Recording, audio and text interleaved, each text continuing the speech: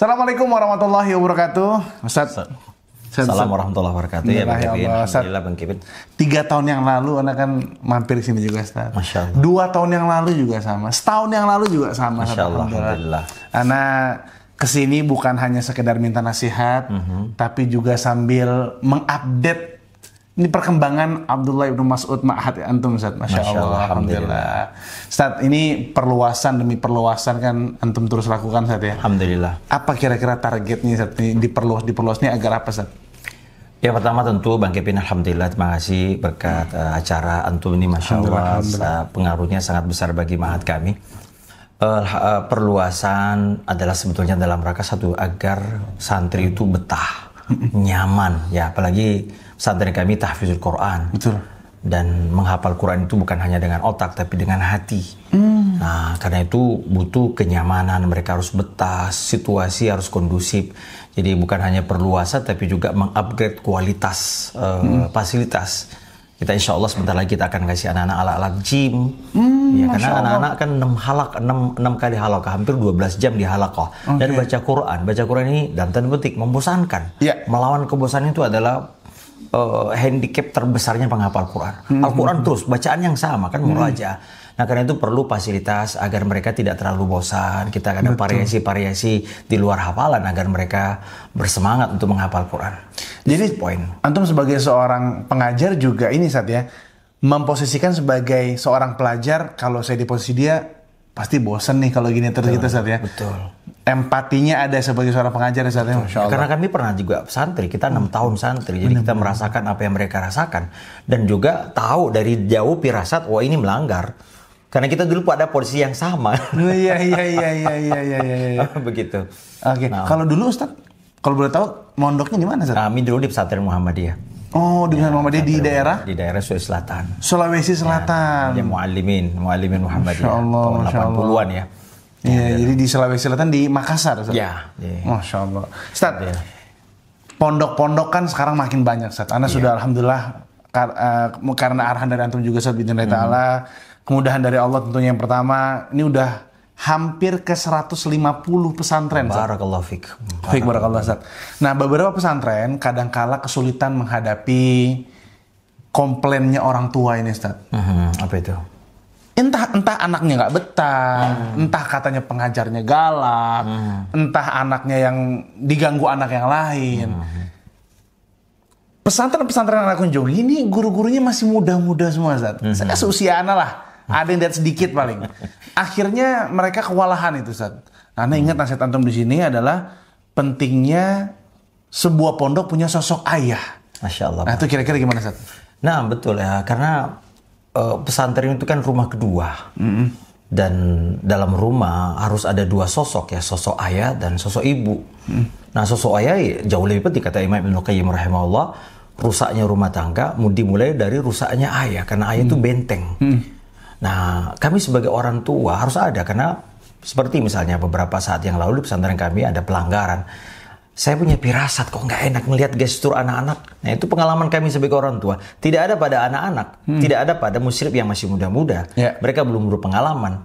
Nah, pirasat orang tua kan, nah dari gestur itu saya minta, coba ke pesantren panggil ini. Ternyata setelah panggil, ternyata ada pelanggaran di situ.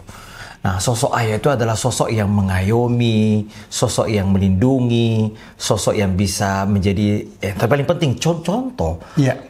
Pokok pendidikan dalam Islam, Mas Bang Kevin, adalah kutwah. Ini manhaj nubuwah dalam pendidikan. Yang paling penting adalah ada contoh.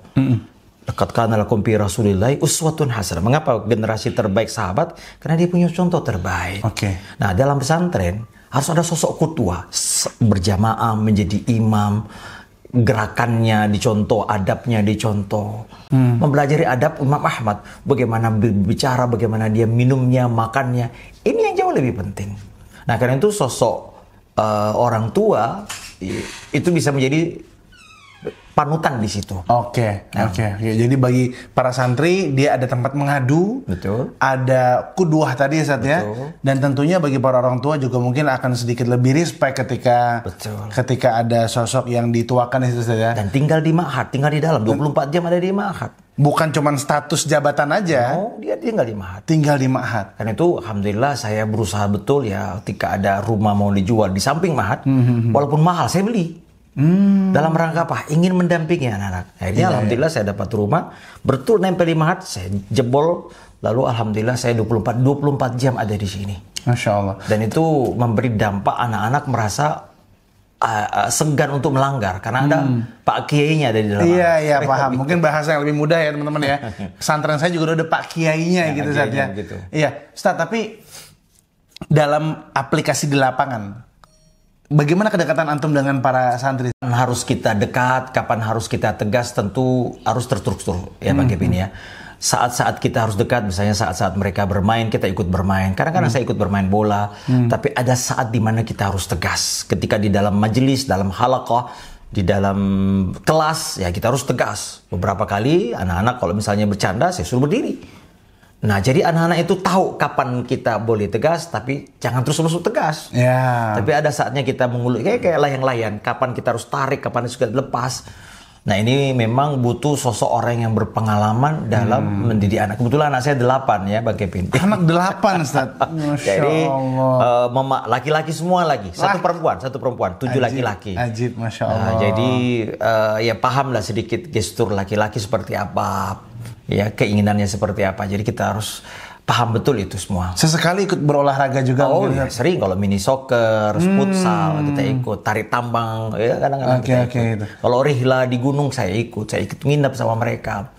Kekhawatiran guru-guru sekarang kan nanti kalau main bareng sama santri jadi nggak ada hormat santri sama kita, itu gimana antum mengatasinya? Saya kira tidak benar ya. Tentu ya kalau berlebihan kita tidak ada muru'ah, tertawa terbahak-bahak, ya ikut kayak jadi anak-anak, saya kira tidak. Tapi kalau ikut membersamai mereka, mencandai sesekali, bukan karena Nabi SAW juga bergaul dengan ada anak-anak, beliau memberi salam, bahkan ada anak kecil didatangi, ma'fa'alan nugair, gimana burungmu, apa gimana, itu kan luar biasa sebetulnya. Jadi ada saatnya kita tegas, ada saatnya kita berlembut-lembut kepada dia. Masya Allah. Ustaz, ini beberapa pondok, ini kan Mahat Abdullah ibnu Mas'ud ini fokus ke tahfidzul Quran. Betul.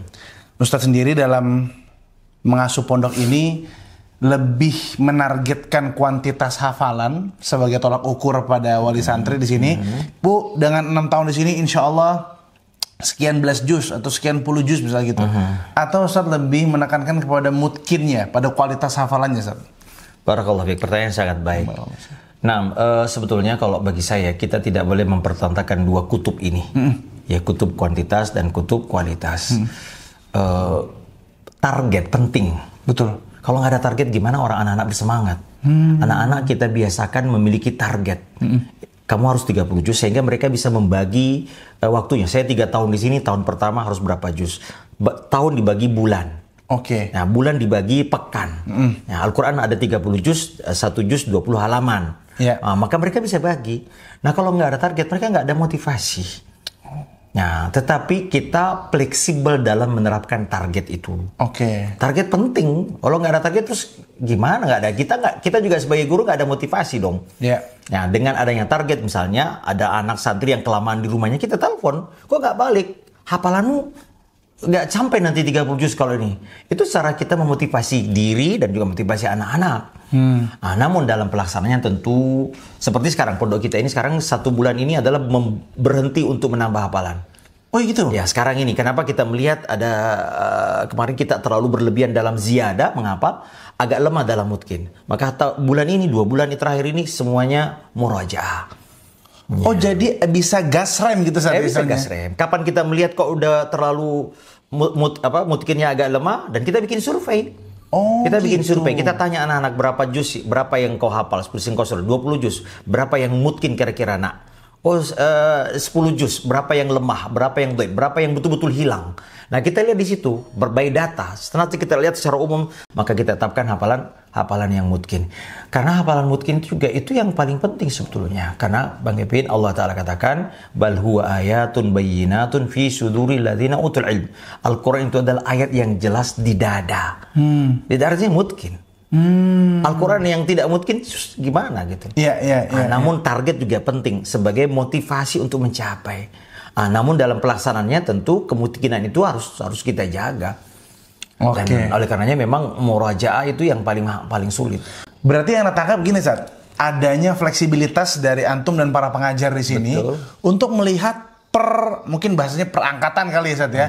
Angkatan ini kira-kira nambahnya udah cukup banyak, sekarang saatnya memungkinkan atau mungkinnya cukup, tambah lagi yang baru. Berarti ada fleksibilitas itu, fleksibilitas. Dan juga bukan hanya secara angkatan, tapi secara individu.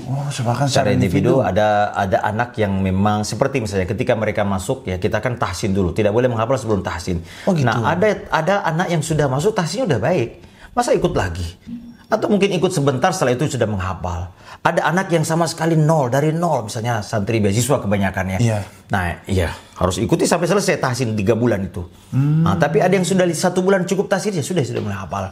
Ini artinya bahwasanya program itu harus fleksibel, tidak bisa kaku seperti itu. Karena ada anak-anak yang memang harus kita segera selesaikan hafalannya, ada memang yang harus memang mungkin. Gitu. Iya, Insyaallah. Jadi fleksibilitas ini juga sangat menguntungkan juga bagi santri, Ustaz ya. Jadi bisa gas remnya tadi adalah, Ustaz ya. Kemudian, Ustaz, juga terkait dengan penghafal Quran, Ustaz. Ini kan santri menjelang masa liburan. Masya Allah. Kadangkala ini kalau santri lagi liburan, orang tuanya main tanya aja, hafalan udah berapa juz nak kan gitu, Ustaz ya. Ustaz pernah bilang tempo hari bahwa menambah hafalan tuh nggak gampang. Selembar aja tuh kan dihafal tuh perlu usaha yang cukup berat ya, Ustaz ya. Bagi seorang anak gitu. Maka kira-kira apa upaya orang tua yang bisa para orang tua lakukan di sini yang nonton video kita ini, Ustaz, selama anak liburan di rumah, kira-kira apa yang bisa dicontohkan, Ustaz? Barakallahu fikum. Nah, kepada para orang tua, anak-anak pulang itu jangan sampai betul-betul terputus dengan ma'had. Pertama, ketika libur harus tanya ke ma'had, program apa yang sudah berlangsung dan bisa diterapkan di rumah. Ya, walaupun tidak terlalu seperti ma'had ya. Seperti misalnya murajaah. Kami tekankan, kami ada lembar tugas ketika di pulang. Nah, dan anak-anak itu minimal mereka harus murajaah setiap hari sekali atau 2 kali. Dan itu harus pengawasan orang tua, ada tanda tangan orang tua. Dan memang butuh kerjasama orang tua. Cenderung orang tua kalau anak pulang, ya sudahlah, anak saya kan sudah lama di pesantren, saatnya lah dia berleha-leha. Untuk penghafal Quran tidak bisa. Tidak ada liburan bagi pesantren, bagi penghafal Quran. Maka di rumah mereka tetap harus punya program. Jadi sebagai orang tua penghafal Quran di rumah tetap harus ada program. Terutama program murajaah. Tuh, kalau untuk menambah hafalan mungkin berat ya. Tapi murajaah yang sudah dihafal di ma'had, makanya biasanya kita, Bang Kevin, setiap pulang santri kita kasih dia lembar apa yang harus dilakukan, mana yang harus dia murajaah, mana yang harus dia tambahkan hafalannya.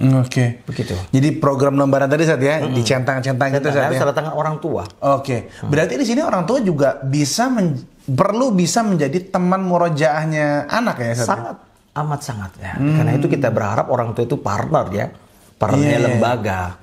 Jadi orang tua jangan hanya nuntut hafalan anak Anda masih ikro 2 Anda, takutnya gitu, Ustaz ya. Banyak orang tua pengen hafalan, anak siapa hafal Quran, dianya aja tahsin kan belum lulus karena itu, Ustaz ya. Jadi berarti harapannya adalah ketika anak belajar di sini, orang tua di rumah juga berusaha mengimbangi, setidaknya bisa baca Quran dengan benar gitu, Ustaz ya. Makhrajnya, tahsinnya, tajwidnya, Ustaz, terakhir, Ustaz, kan ini Ustaz Abu Hanis soalnya lagi kurang sehat, guys. Doanya semoga Allah jaga beliau dan keluarga.